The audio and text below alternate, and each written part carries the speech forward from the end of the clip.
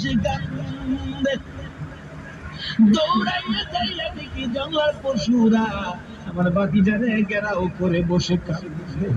আমির হামজা পিঠে দিয়ে যাইয়া আমার নবীকে পিছন দিয়ে এইভাবে আন্দায়া ধরে ডাক মারছেন, বাবা গো তোমার কাঁদতে হবে না গো বাবা, আমি তোমার চাচা আইসা পড়ছি। আমার নবী এমন বিপদের মুহূর্তে চাচার কণ্ঠ পাইয়া গো বাবার গন্ধ চাচার শরীরে আছে, বলুন আছে কিনা।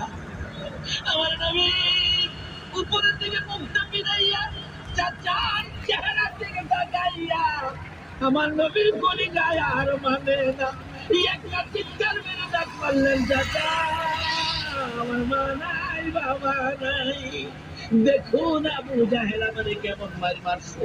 নবীজিকে টাইনা টাইনা তার করে আমির হামজা বলেন, আমি দেখেছি আবু জাহেলের পাথরের আঘাতের দাগ এখনো দেখা যায়।